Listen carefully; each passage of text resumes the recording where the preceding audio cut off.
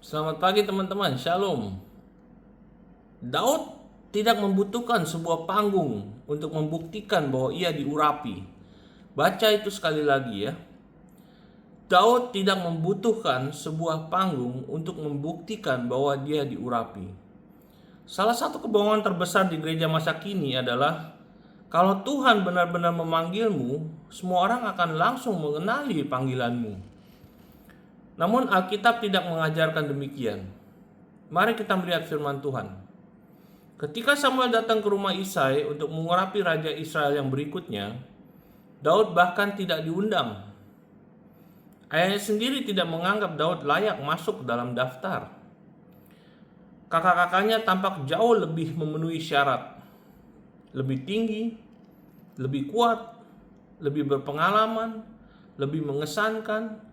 Tetapi Tuhan berkata di 1 Samuel 16 ayat 7, manusia melihat apa yang di depan mata, tetapi Tuhan melihat hati. Renungkan itu.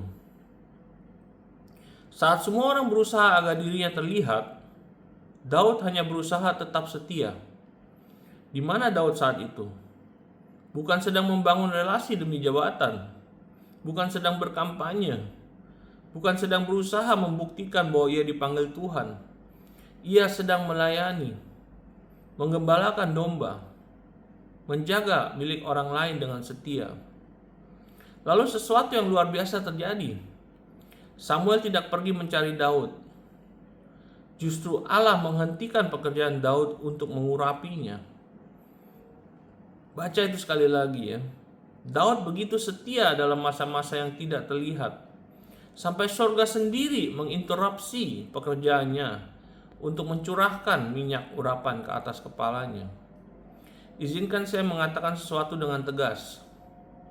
Jika kamu harus memanipulasi keadaan untuk mendapatkan sebuah posisi, kemungkinan besar Tuhan bukanlah pribadi yang menempatkanmu di sana. Promosi dalam kerajaan Allah tidak dimulai dari promosi diri. Promosi dimulai dari kesetiaan dalam mengelola apa yang telah Tuhan percayakan.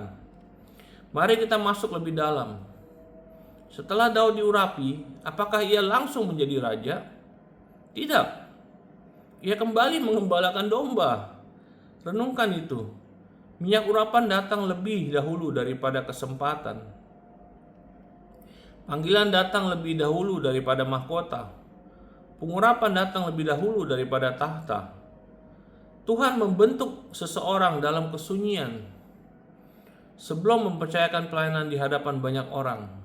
Saudara-saudari, kita sering terobsesi untuk terlihat, tetapi Tuhan terobsesi pada kesetiaan. Ada hal lain yang juga mengagumkan. Orang-orang yang meragukan Daud justru tidak mampu mengalahkan Goliat. Mereka berkata, "Kamu masih terlalu muda. Kembalilah mengembalakan domba." Mereka lah orang-orang yang bersembunyi karena ketakutan ketika Daud berlari menghadapi raksasa itu. Izinkan saya mengatakan sesuatu yang mungkin menegur kita. Seringkali orang-orang yang merasa kamu tidak layak dipromosikan justru tidak mau berjuang dalam peperangan yang Tuhan percayakan kepada mereka sendiri. Jangan mencari pengakuan dari orang-orang yang tidak mau hidup dalam ketaatan. Carilah perkenanan Tuhan, karena inilah kebenarannya. Tuhan tidak terkesan oleh lamanya kamu duduk di gereja. Tuhan tidak terkesan oleh banyaknya khotbah yang pernah kamu sampaikan. Tuhan tidak terkesan oleh banyaknya ayat Alkitab yang kamu hafal. Yesus berkata di Matius 7:16, dari buahnya lah kamu akan mengenal mereka.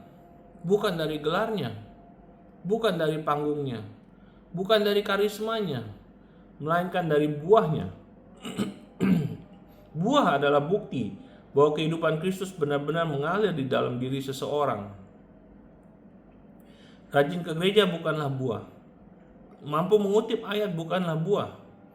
Memegang mikrofon bukanlah buah. Karakter adalah buah. Kerendahan hati adalah buah. Kasih adalah buah. Kesetiaan adalah buah. Ketaatan adalah buah. Izinkan saya menutup dengan satu pesan. Berhentilah mengejar panggung. Mulailah mengembalakan domba-domba yang Tuhan percayakan kepadamu dengan setia. Berhentilah menuntut pengakuan. Mulailah melayani dengan setia.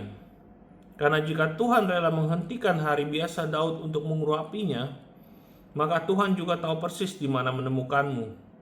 Kamu tidak perlu memaksakan pengurapan. Tetaplah setia. Sebab ketika surga menetapkan bahwa waktumu telah tiba, tidak ada seorang pun yang dapat menghalangi apa yang telah Tuhan tetapkan. Tuhan tidak sedang mencari orang yang paling terkenal. Tuhan sedang mencari orang yang paling setia. Haleluya. God bless you. See you again tomorrow morning. Bye.